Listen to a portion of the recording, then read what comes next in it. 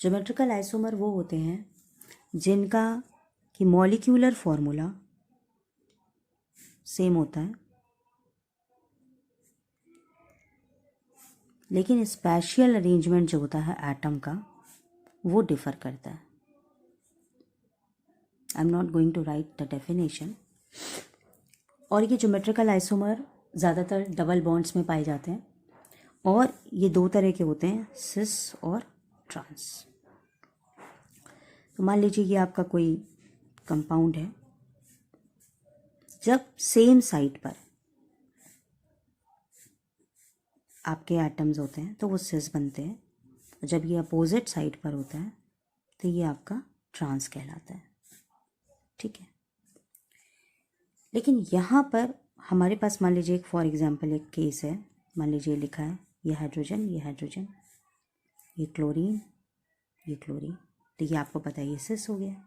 इसी तरीके से यहाँ पर मान लीजिए ये हाइड्रोजन यहाँ हो गया, ये हाइड्रोजन यहाँ, ये क्लोरीन यहाँ और ये क्लोरीन यहाँ।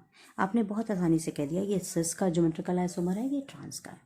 लेकिन अगर मान लीजिए कि जो चारों एटम्स अटैच हैं ये चारों एक जैसे नहीं हैं, अलग अलग हैं।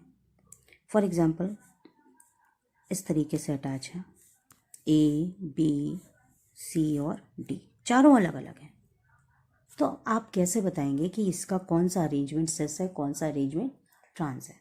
तो उसको हम EZ सिस्टम के द्वारा पता लगाते हैं।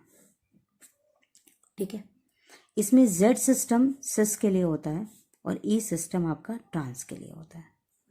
ठीक है, इसमें क्या करते हैं कि जो अटैच्ड आपका एटम है आप उसका एटॉमिक नंबर देखिए, तो जिसका एटॉमिक नंबर ज़्यादा होगा उसकी पीरियोडिटी ज़्यादा होगी।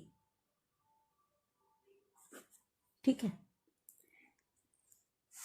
अब अगर सेम पीरियोडिटी, जैसे एग्जांपल मैं लेती हूँ, मान लीजिए ऐसे फ्लोरीन, क्लोरीन, ब्रोमीन, आयोडीन।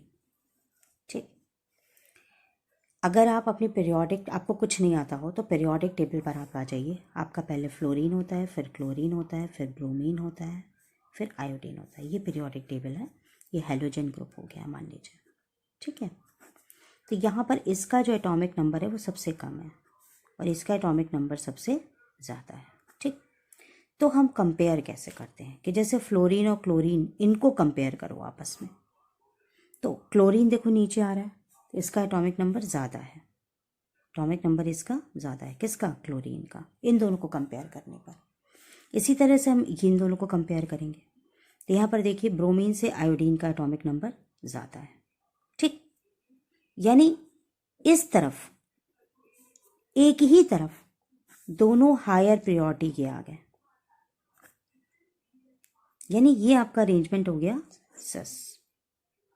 लेकिन अगर यही अरेंजमेंट आपका इस तरीके से बन जाए,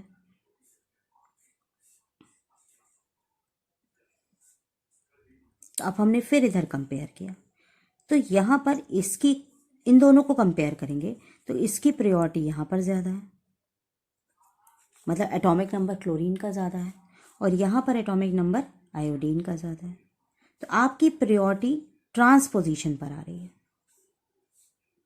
अपोजिट पोजीशन पर आ रही है, तो ये आपका ट्रांस हो गया।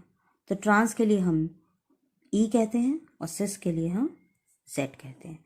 जेड का मतलब होता है लैटिन भाषा में टुगेदर, और ई का मतलब होता है लैटिन भाषा में अपोजिट।